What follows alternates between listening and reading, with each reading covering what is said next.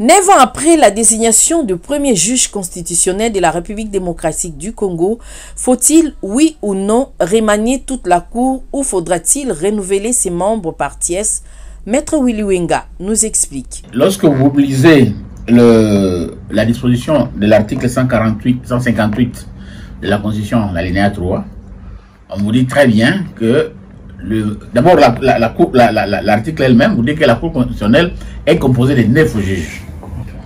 Et à l'alinéa 3 de cette disposition constitutionnelle, il est précisé que le mandat de membre de la Cour constitutionnelle est de 9 ans.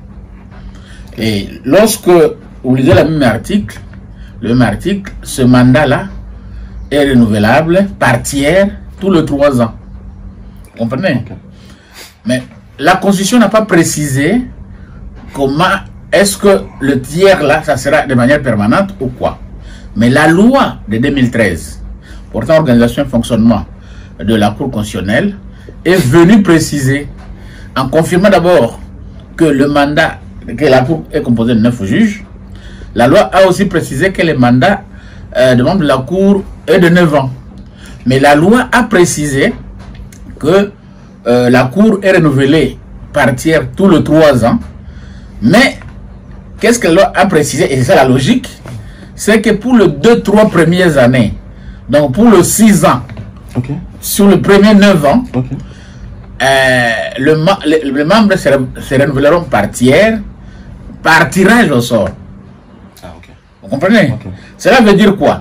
Cela veut dire que quand bien même que la Cour, les membres de la Cour ont un mandat de 9 ans, dans les 9 premiers juges nommés, 3 feront 3 ans, 3 feront 6 ans, n'est-ce pas? Oui.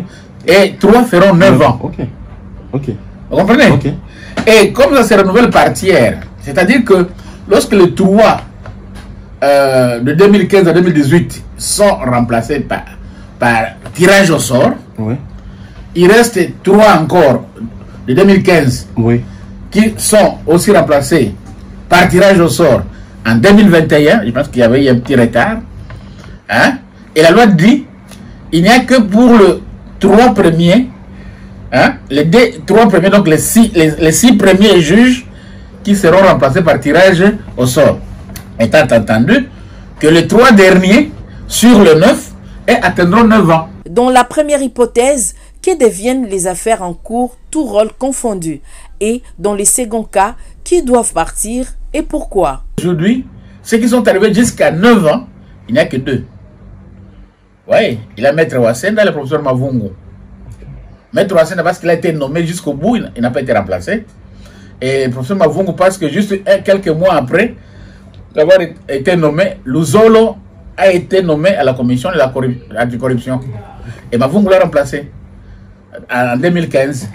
Ce qui fait que Mavungu a 9 ans. Vous voyez? Alors, les autres 9 juges qui ont été nommés en 2015 et qui devaient être remplacés, il y a les circonstances qui ont fait que à chaque 3 ans, au lieu d'être tirés au sort, les sorts les a tirés. Okay. C'est-à-dire que, il y a Banyakou qui démissionne, il y a Louis et Sambo qui démissionne, vous voyez un peu ça, et il y a Kalonda qui meurt. Mais après 3 ans. Okay. Donc les premiers 3 ans est parti. Okay. Vous voyez? Donc, la situation ça se passe comme ça. En 2020-2021, il y a encore une situation qui se présente. Vous voyez? Il y a le président Luamba qui démissionne et meurt après la démission. Vous voyez? Il y a Ubulu et Kilomba qui sont remplacés. La Cour constitutionnelle aujourd'hui ne peut pas se retrouver dans une situation de disparition, ou ne peut être remaniée totalement, ou ne peut pas se retrouver dans une situation de composition irrégulière, non. Étant entendu que la Cour ne siège pas à 9. La Cour siège à 3, à 5, à 7, à 9, selon le contentieux qui est devant elle. Il faut rappeler tout de même que la Cour constitutionnelle aurait fait un bon travail avec les contentieux électoraux et dans un bref délai, selon plusieurs sources.